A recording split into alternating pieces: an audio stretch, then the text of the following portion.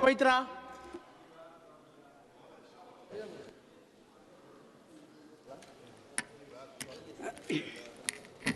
Thank you, Honorable Chairperson, sir. Why have we all gathered here today? It is because the government of the day wishes to have a discussion on our national song, Vande Mataram, in the 150th year of its birth. हम ध्यान से आपकी बात सुने, राजनाथ जी और PM साहब दोनों। बहुत खूबसूरत है हर बात, लेकिन अगर दिल भी होता तो क्या बात होती? The irony is not lost on us parliamentarians present here, or on a billion-plus Indians who we represent, that we are living in an India today where real unemployment among the youth is upwards of 20%. That we are choking in a national capital where AQI routine levels are over 800, when the centre is purposefully starving non-BJP states of their Manrega, their housing, and their water dues, where millions of people are being subjected to a hurried, arbitrary process of mass disenfranchisement, when in session after session, we in the opposition are bullied, browbeaten, and prevented from raising pressing issues of national importance, suddenly the government finds it so important, so necessary, so urgent to discuss the historical complexities of a song. What is even more ironic is the claim that the hate and divisiveness in today's India can be linked back to this song. And by the way, just 2 weeks ago, on November 24, 2025, the Rajya Sabha Parliamentary Bulletin published a section on parliamentary customs and conventions, where it explicitly informed all members that the decorum and the seriousness of the proceedings of the House requires that there should be no Jai Hind, Vande Mataram, or any other slogans raised in the House. So Vande Mataram, in your view, as of last week, placed on record in a parliamentary bulletin as a slogan that was both indecorous and non-serious. And yet, you suddenly want to discuss it for 10 hours in this House. Why? I'll tell you why. Because, no doubt, some half-wit BJP IT cell minion has probably advised you that the Vande Mataram card, if played right, will give you an advantage to the BJP in the 2026 Bengal elections. There is no other reason behind the timing of this discussion, none at all, take it from me. But we are delighted. We are delighted not only to be able to get this fabulous opportunity to give you a lesson in history, but also to demonstrate to you that how delving into Vande Mataram will only prove how removed you are from the soul of Bengal, from the psyche of Bengal, and how our Ma will never be hostage to your narrow electoral goals. Yes. Let the history lesson begin. What do you say? Let it begin. Bankim Chandra Chattopadhyay's two-stanza hymn, Vande Mataram, was first published in the literary journal Bongo Darshan on November 7, 1875. At that time, there were no patriotic societies or nationalistic organizations to speak of in India, except for the Indian League in Calcutta, which was founded by some patriotic Bengalis, Shishir Ghosh, Anand Mohan Bose, Surendranath Banerjee, to rally public support against British colonial rule. The RSS and the BJP were nowhere in sight. The RSS was formed 50 years later, in 1925, and the BJP was formed 105 years later, in 1980. And incidentally, the ruling party, the Sangh Parivar, do not sing Vande Mataram. I remember this hilarious episode in 2017, I think it was, on TV, where there was a BJP spokesperson called Naveen Kumar Singh, and he was asked to sing Vande Mataram. He was looking at his mobile phone, and even then he couldn't sing it. Also, in August 2017, I remember a cabinet minister in the UP government, Baldev Singh Aulak, I think his name was, he was unable to correctly sing this song on a TV news show. In January 2019, before the last Lok Sabha election, BJP leaders held a protest where they were going to make Muslims sing the song.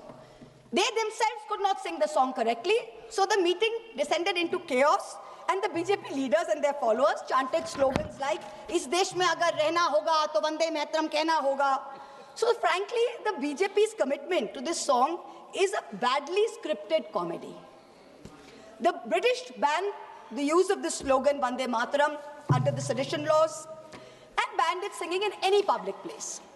When India's youngest freedom fighter, Bengal's brave son, Khudiram Bose, was led to the gallows in 1908, he had Vande Mataram on his lips.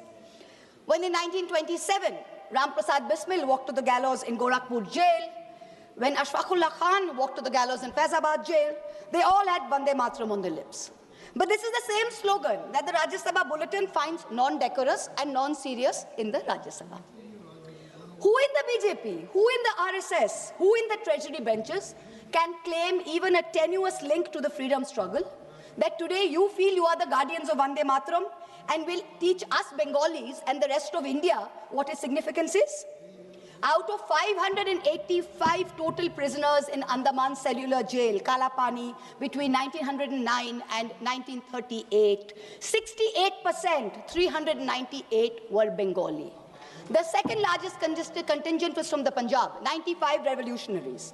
Why did you not rename the cellular jail after Barin Ghosh, after Ullashkar Dotto, after Indu Bhushan Roy?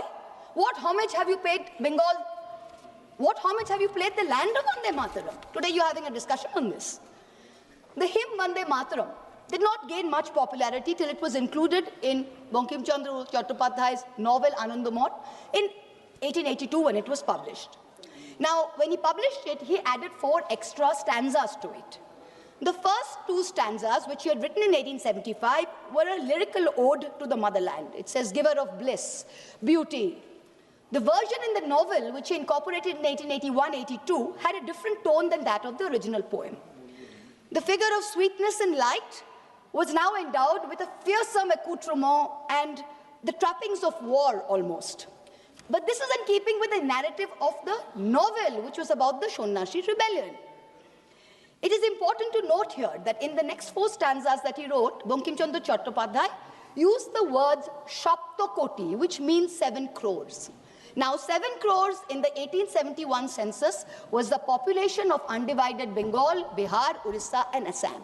So this means that the novel, the hymn, was about Bengal. The hymn was about Bengal, and the mother he refers to is also in Bengal's concept and Bengal's context. This was not originally written as a nationalistic, pan-India song. It was not. Let's be very clear about that. So how did it become this nationalistic song? How does A.R. Rahman sing it in 1997? How? It was none other than the poet laureate Rabindranath Tagore who composed the first musical score of the song based on Desh Ragini around 1885. Rishi Bankim liked the song and the tune so much, he himself included it in the 3rd edition of his book, Anandamot, in 1886. Tagore, in 1937, writes to Nehru, and he writes to Nehru that the privilege of originally setting its first stanza to the tune was mine. When the author was still alive, Bankim died in 1894. He says, I set it to tune while Bankim was still alive. And I was the first person to sing it. So Tagore was the first person to sing it publicly before a public gathering of the Calcutta Congress in 1896. So Tagore sets the tune and he sings it publicly in the presence of Rahmatullah Saini, Dadabhai Nauroji, Surendranath Banerjee. The song gained mass popularity when? Only after 1905, when the Swadeshi movement as a reaction to Lord Curzon's partition of Bengal took place. Itinerant singers sung it in Prabhat Feris every morning to raise national consciousness. Rabindranath Tagore himself, on Raksha Bandhan Day, October 16th, 1905, led the famous anti-partition protest where Hindus and Muslims tied Rakhis on each other and said, Vande Mataram.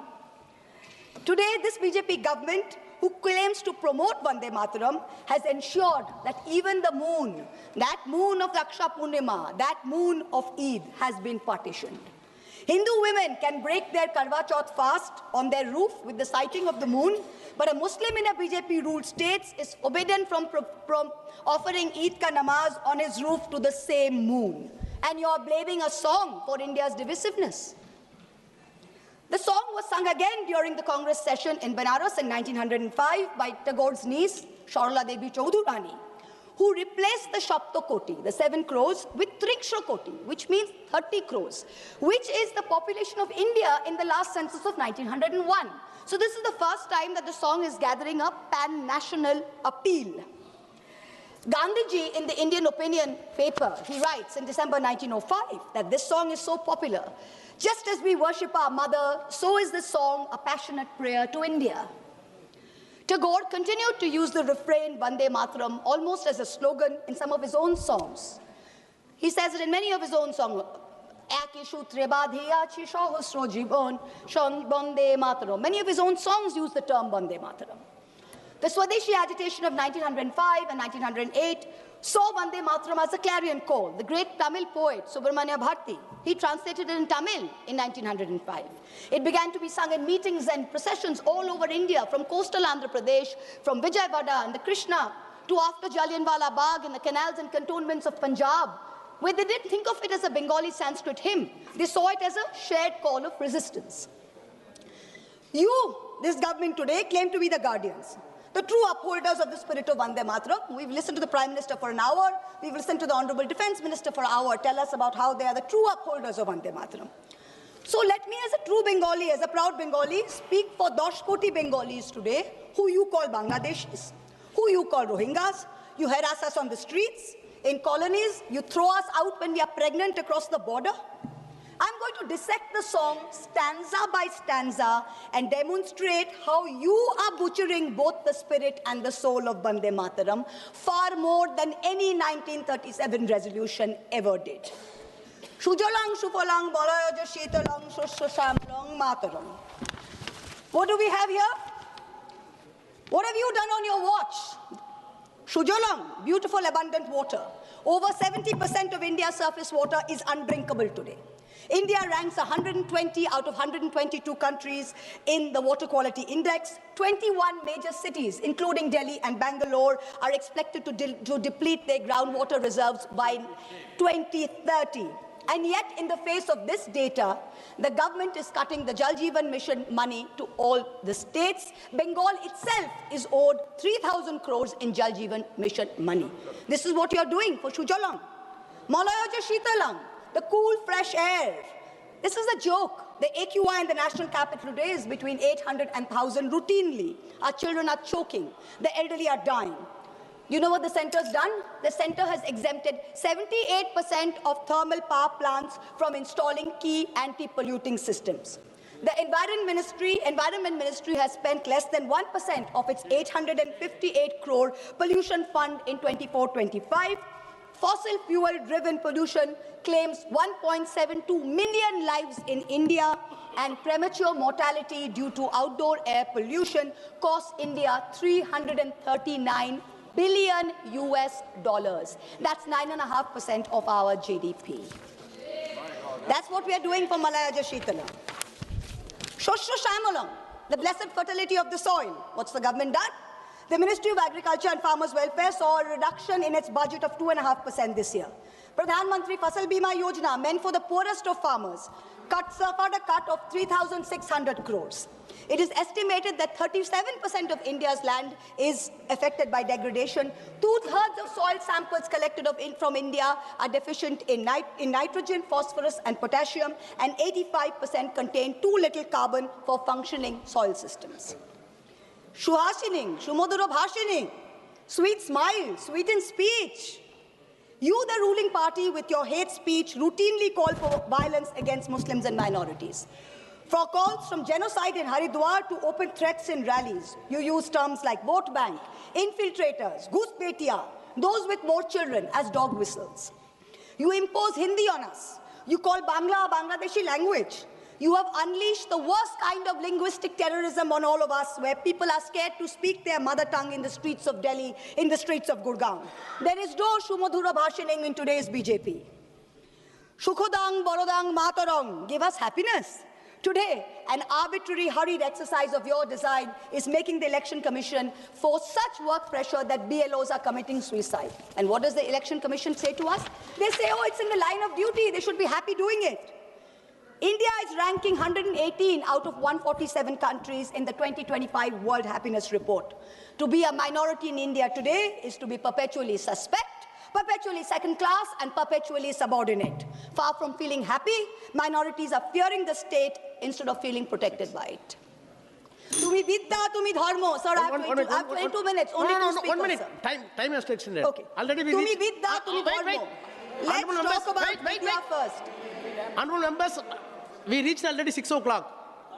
I want to know the sense of the House. If the House decides, we can go on up to the discussion is over. Time can be extended. Time extended. Now you can speak. Tumi vidya, tumi dharmo. Let's talk about vidya first. Under this government, outlay for education is still at an abysmal 3.8%, far below the 6% envisaged by the NEP and far below other developed nations. Grant in aid for the All India Council of Technical Education has dropped nearly 61% in the last 2 years. The UGC's budget has been slashed by 47%. Let's take one example, Delhi University. The University of Delhi is grappling with a fund gap of 250 crores in this financial year. It needs 544 crores. The UGC has allocated just 313 crores. Tumi vidya? Doesn't seem so. Now we come to Tumi dharmo. When Rishi Aurobindo translated the verses of Vande Mataram into English in Karma Yogi in 1909, he translated dharma as conduct, not religion. Here was the root of the difference between a communalistic and a nationalistic interpretation and the political use of Vande Mataram as a song, as a war cry. It's not a communalistic interpretation. It is a nationalistic interpretation, and Rishi Bonkim's hymn Dharma signifies conduct. And for a ruling party, for a prime minister, it should not just be Dharma, it should be Raj Dharma. I cannot help but remind this House of the late Prime Minister Atal Bihari Vajpayee, who in March 2002, when asked what a certain chief minister ought to do, famously said, Raj Dharm ka palan kare. Raj Dharm, Raja ke liye, Shasak ke liye, प्रजा प्रजा में भेद नहीं हो सकता, ना जन्म के आधार पे, ना जाति के आधार पर, ना संप्रदाय के आधार पर. Hand on heart, tell this House, is the government fulfilling its dharma? No.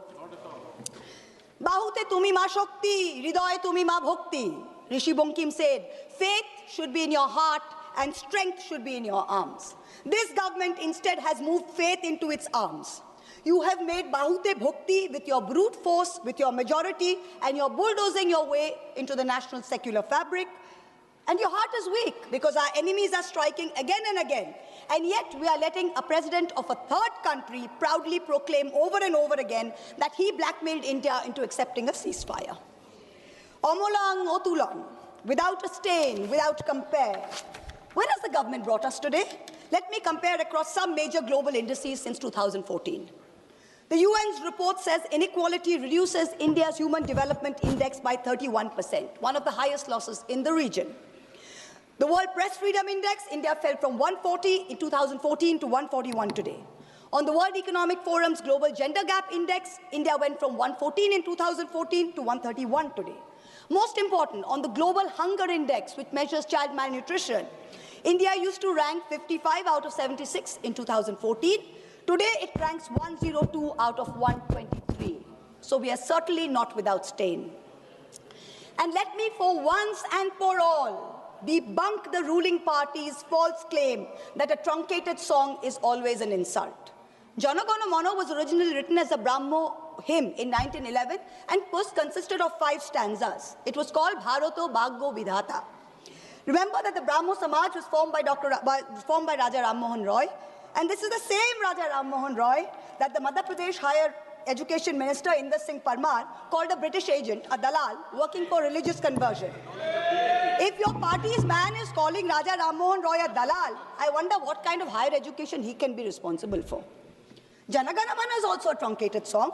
Of the 5 stanzas, only the first stanza is sung as a national anthem. The second stanza says, Ahoraho tumi aubhana procharito shunito abo udaro bani, Hindu, Bauddha, Sikh, Jaino, Paroshik, Musulmano, Christiani. This means something relatively simple. Tagore addresses Bharat Bhagya Vidhata, the maker of India's destiny. And here is a verse whose restoration would mean a strong symbol, a strong gesture against divisiveness. But you're not bringing a resolution to bring that in. You're talking about what religious context you can view Vande Mataram in. And this is where you've made the biggest mistake, Mr. Prime Minister. You ignited this entire debate as a distraction to take away from your government's failings, which I have demonstrated using the song's lyrics as a key. But you do not stop there.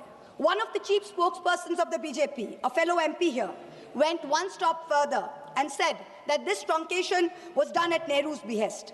He said he had learned this by reading a book by the historian Sachiv Bhattacharya. Mr. Chairperson, sir, there is no such book. There is no historian called Sachiv Bhattacharya who has written a book on the history of Vande Mataram. He does not exist. He does not exist except in the fertile manure that constitutes the MP's imagination. There is a historian who has written a book about Vande Mataram, and his name is Shobboshachi Bhattacharya, not Sachiv Bhattacharya. The BJP dare not refer to this book because if they do, they would have to admit that this very specific book says that the identity of the man who suggested that Vande Mataram be sung in a shortened version so as not to provoke divisive action is not Nehru. It is not Bose, it is Kavi Guru Rabindranath Tagore. So let's set the record straight. Bhattacharya is clear. First Subhash Bose, then the members of the Congress Working Committee, convening for the Calcutta session of the Congress in 1937, wrote to Tagore, asking him his views on the song.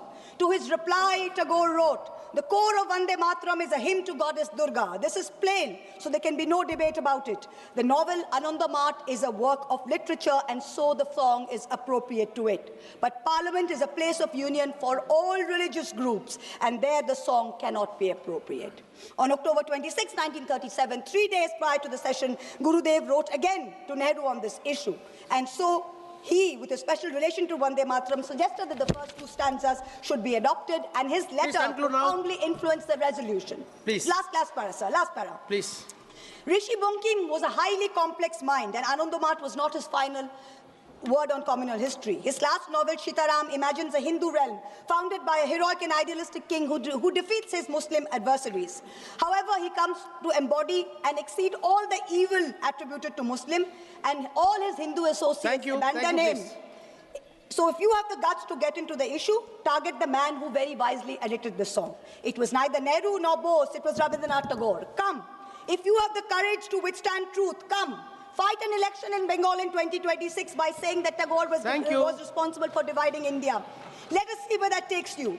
Tagore is the one who sang Vande Mataram publicly. He anchored it to our conscience of our nation. It was Bengal's clarion call. It is no jumla that the BJP can expropriate before an election. You try it and you will see what its consequences are. 10 crore Bengalis will rise, 20 crore arms to teach you the real meaning of Vande Mataram. Vande Mataram. Report of the BS. Thank you. Now papers has to be laid. Report of Business Advisory Committee, Sri Gurugaon Gogoi.